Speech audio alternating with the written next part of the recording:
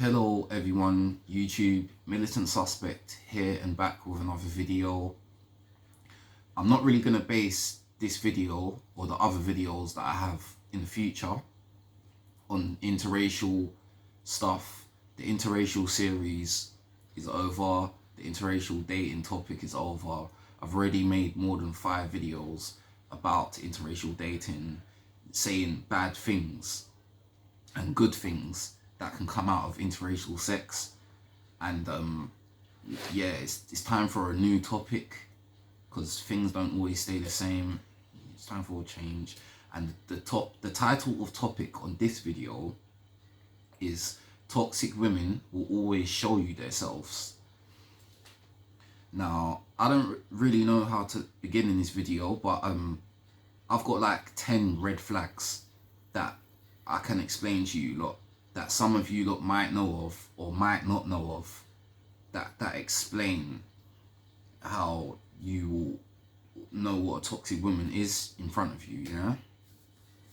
And red flag number 1, the favorite line that a lot of women say, a lot of toxic women say: nice guys are boring. Now, I understand that we're human beings and we should be attracted to what we're attracted to, but in this video I'm talking about toxic women, yeah, will always show you themselves, yeah. Now, when women say nice guys are boring, what they are essentially saying is that I like bad boys, I like the bad boy energies. And that statement, nice guys are boring, women that say this, you really have to say to yourself, what do you really want out of life, or what do you see as a healthy relationship?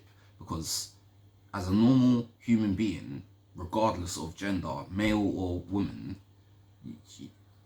if you know how to maintain a healthy relationship, normal relationship, you want to be with someone who's nice to you. You know what I'm saying?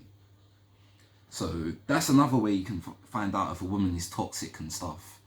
If she's after that bad boy thrill and she's trying to fix someone, or she's after that high and low relationship. We argue, we have make-up sex, we break up, and then it's an endless cycle of just chaos. That's the type of women you need to look out for. Red flag number 2. If you go church, and women don't really want to say this because they're smart, but church guys are boring. I was at where I get red flag number 2 from is I was at a game show, a little game show night full of women and men in London, mid-20s, late 20s and early 30s and mid-30s, yeah, full of people that just wanted to have a little games night and quiz and all of this sort of stuff, dating, topic talks.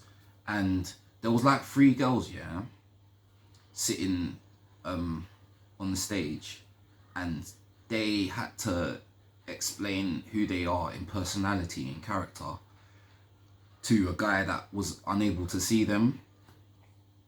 And the guy had to pick the one that had the best personality or character that suited his standards. And one of the girls said she got asked about her personality, her character, what she's like, and she just ended up talking about what she wants out of a guy. And I was sitting back watching it, saying to myself,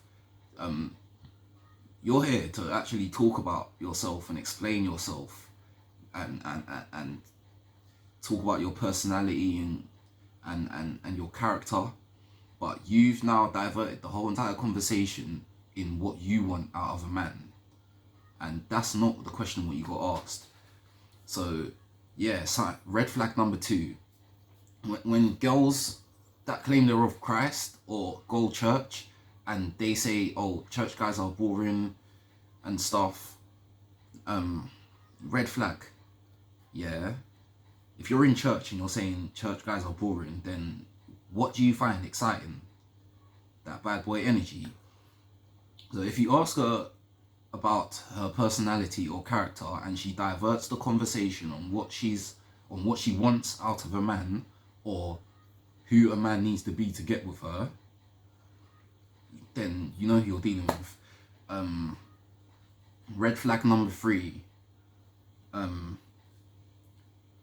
See if her aim is to control and dominate men. I'm black, yeah. There's a lot of black women of different colours and stuff, light skin, black, dark skin and whatnot, and they're just in relationships that are failing, and they're dating guys now that that are in their big age, yeah, and live at their mum's house, and the woman, this goes back to red flag number 3, see if her aim is to control and dominate men. When the woman runs a flat, when she has her own apartment, or she's driving the car and the boyfriend's in the passenger seat, some people might see that as good, but women that are like this, they like to control and dominate guys, and they like to be the owner of if the relationship continues or not. And they don't date guys on a higher level than them because of that reason of control and domination. So that's red flag number 3. Red flag number 4. If she's on this girl power, feminism, women's world stuff with all of her friends around her, encouraging her like a lot of girls are nowadays, then you know who you're dealing with. Women that are not toxic like that are they're understanding beings with the opposite sex, which is men. They're humble, they have respect. Women that ain't really on this feminism, this is a woman's world stuff, and they have a bag of girlfriends around them telling them what to do and stuff. The women that are not like that, they're understanding, they're humble, they're empathetic, and they know how to actually connect with people and the opposite sex. Yeah. And they understand fairness and stuff.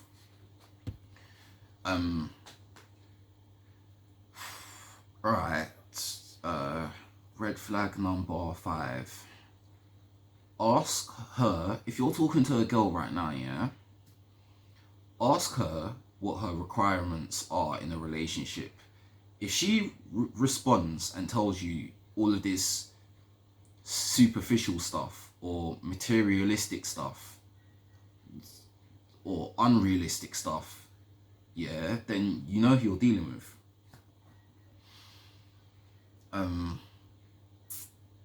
Alright, red flag number 6.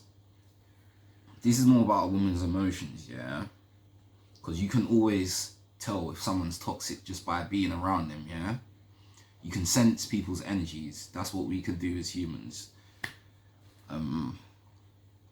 If you're around a woman that you like, or you want to get with, just testing waters and stuff, if you're around her and everything's going cool, everything is going okay, yeah, but there's suddenly a change of emotion one day when you're around her, and this can be at work, this can be at college, this can be in the gym, yeah, this can be in the gym. There are toxic girls that go to the gym. This can be in the gym. And I've got a little story, yeah. I lived in a hostel.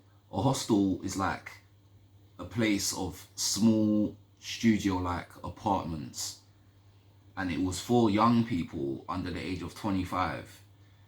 And don't ask why I was in there, but when I was in there, day in and day out, like 90% of the girls in there were just toxic. They had like problems, you know what I'm saying?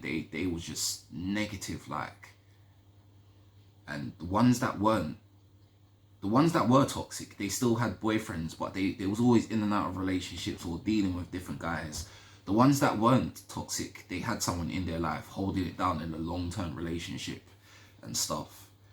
So I used to see a lot, man, especially when you're inside of the reception area or you actually hang around people and stuff. I used to see a lot of change of emotion in these women's faces and just the way how they used to carry themselves and stuff like that. I said the gym, yeah. Now I've got another little story for you, yeah. There was a girl, there was a woman that I was talking to, yeah, that goes to my local gym. Me and this girl was attracted to each other. We gave choosing signals to each other, but we never really had conversation. After months of me being in the gym, seeing this girl, and she sees me months after months, I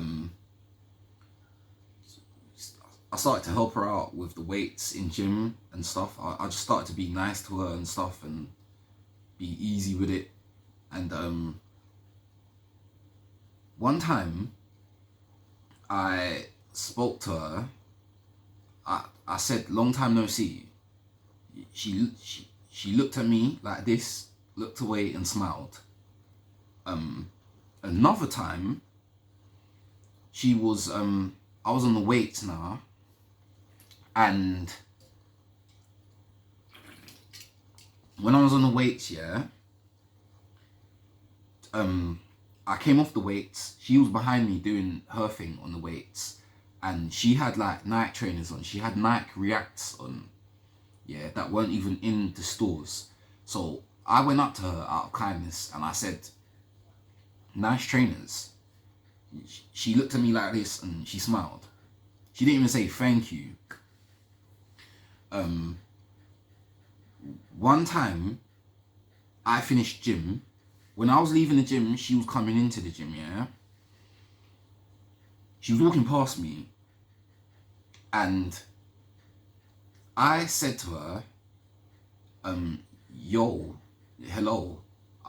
And she stopped and heard me, but because I was smiling and I said hello and I was walking right up to her for a conversation, she looked at me like this, screwed me, and then turned around and walked. And this is a girl that was attracted to me first, you know.